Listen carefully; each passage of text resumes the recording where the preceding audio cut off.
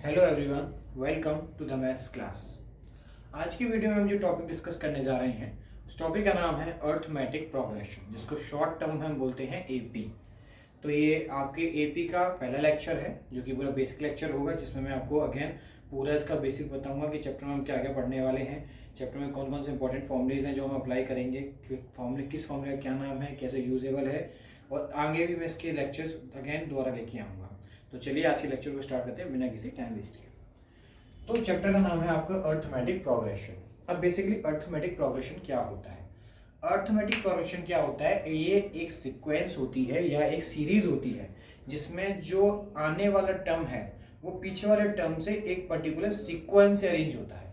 जैसे एग्जांपल की बात करें, जैसे मान लीजिए 2 है, 4, 6, 8, 10 ये है आपका, या फिर 3, 6, 9, 12, 15, 18 ये है आपका, या फिर 7, 14, 21, 28, 35 ये आपके टर्म्स हैं। तो ये सारी एक सीरीज है। इसमें अगर आप देखेंगे ना तो अपना जो आने वाला टर्म, पीछे आने वाला टर्म है वो अपने पीछे वाले टर्म से एक पर्टिकुलर सीक्वेंस से जुड़ा हुआ है। जैसे अगर मैं इसमें से इसको माइनस करूं तो मेरा 2 बचेगा, इसमें से इसको माइनस करूं तब भी 2 बचेगा, इसमें से इसको माइनस करूं तो भी 2 बचेगा, इसमें से इसको माइनस करूं तो भी 2 बचेगा। तो ये सब में एक सीरीज फॉलो हो रही है।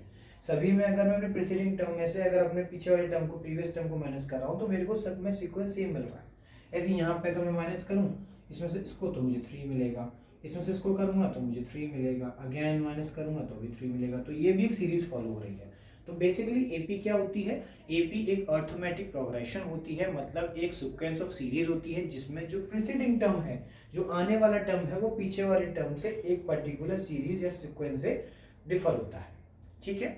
अब जब हम एक सीरीज को बनाते हैं, जैसे मैंने अभी एक सीरीज बनाई, तो इस सीरीज के अंदर कुछ चीजें हैं। जैसे अगर मैं नॉर्मल एक सीरीज लेता हूँ, उनमें से सबको हटा देंगे, मैं सिर्फ एक सीरीज को ले लेता हूँ।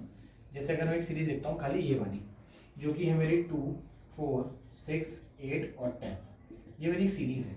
अब एक सीरीज के अंदर हमसे क्या होगा, दो चीजें होती हैं बेसिक, एक तो आपका फर्स्ट टर्म और एक आपका कॉमन डिफरेंस। अब ये क्या होता है, आपका जो सबसे पहला वाला टर्म होता है, जैसे मेरा यहाँ पे 2 है तो इसको बोलते हैं, इसको डिनोट करते हैं स्मॉल ए से, और इसका नाम होता है आपका फर्स्ट टर्म।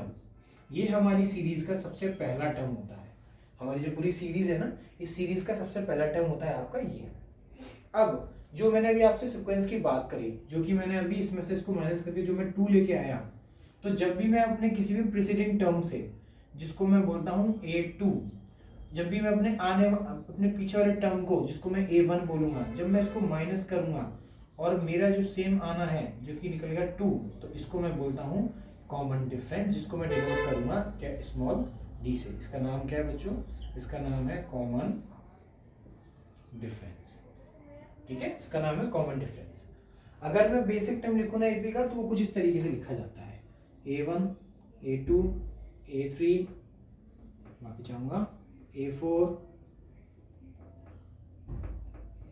A5 और अप टू कहाँ तक चलेगा, AN तक चलेगा। तो बेसिकली क्या हमारा टर्म जो स्टार्ट होगा वो A1 से होगा, जिसको आप क्या बोलते हैं, फर्स्ट टर्म। ठीक है, ये होता है मेरा सबसे पहला टर्म। उसके बाद जो इसमें नेक्स्ट टर्म निकल के आता है वो होता है आपका कॉमन डिफरेंस, जिसको आप डिनोट करेंगे स्मॉल d से, और जिसका फॉर्मूला होगा हमेशा A2 माइनस के A1।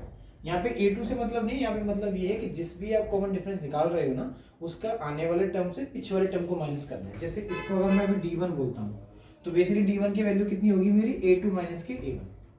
अगर यहाँ पे मैं D2 निकालता हूँ तो D2 की वैल्यू मेरी होगी यहाँ पे A3 माइनस के A2, मतलब इतने टर्म के लिए मैंने D1 बोला।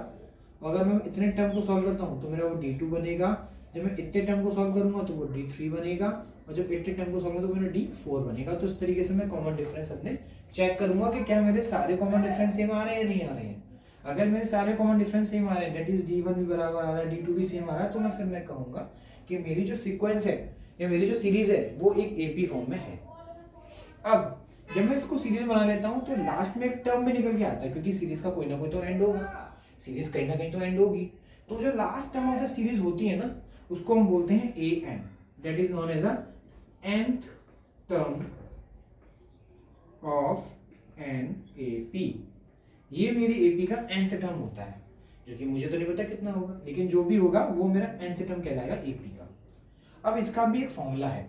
अगर मुझे अपनी एपी बीच में से कोई भी टर्म बिटवीन निकालना है, जैसे मुझे 16 टर्म चाहिए या 15th टर्म चाहिए या 7th टर्म चाहिए या 9th टर्म चाहिए, जो भी टर्म मेरे को चाहिए बीच में से, अपनी पूरी सीरीज के बीच में से अगर मुझे कोई भी टर्म निकालना हो तो मैं क्या करूंगा, वहां पे nth टर्म वाले फॉर्मूले को यूज करूंगा। अब यहाँ पे nth टर्म का एक फॉर्मूला है जो कि क्या होता है आपका an is to a plus n minus 1 और ब्रैकेट क्लोज d।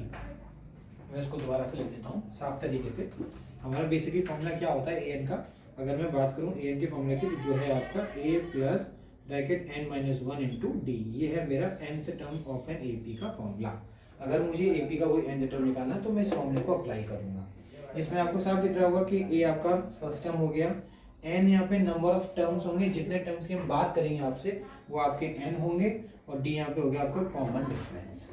ठीक है, अब सपोज करिए कि जैसे मेरी AP बनी हुई है, जैसे अभी आपका A1 A2 A3 A4 बना हुआ है, तो फर्स्ट टर्म तो आपने निकाल लिया, ठीक है, A1 हो गया आपका फर्स्ट A एज नॉर्मली, लेकिन A2 क्या निकलेगा basically.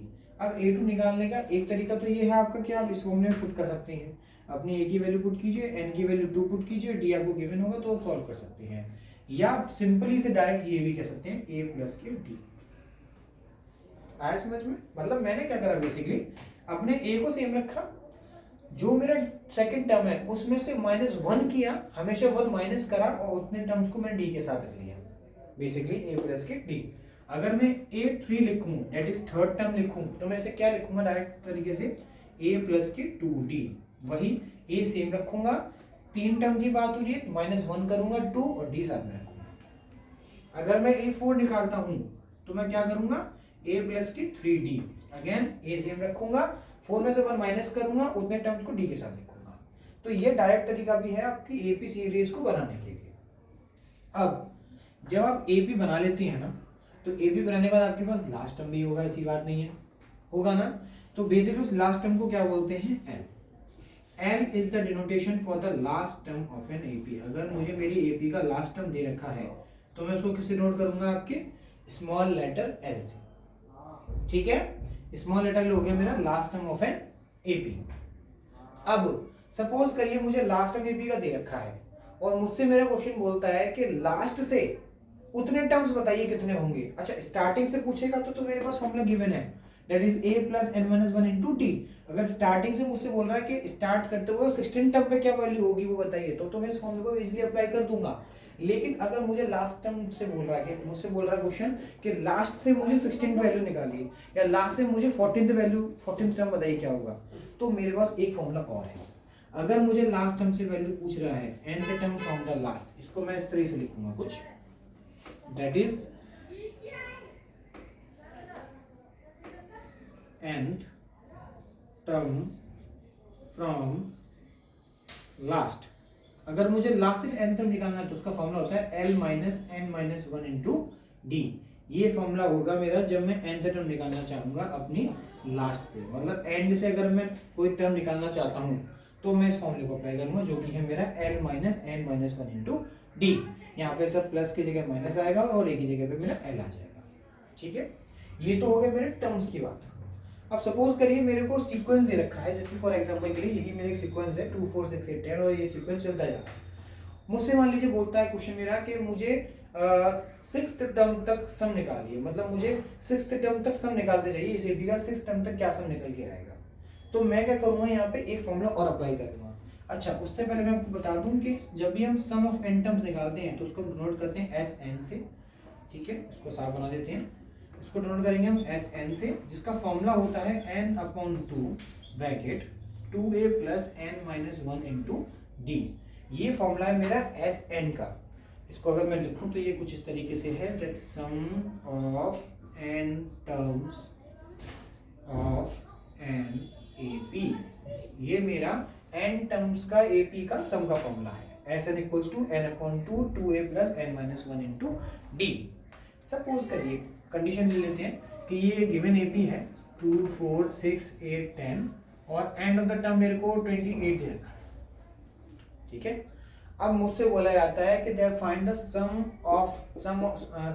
Of the terms of this AP। इस AP के सम ऑफ द टर्म्स निकालिए।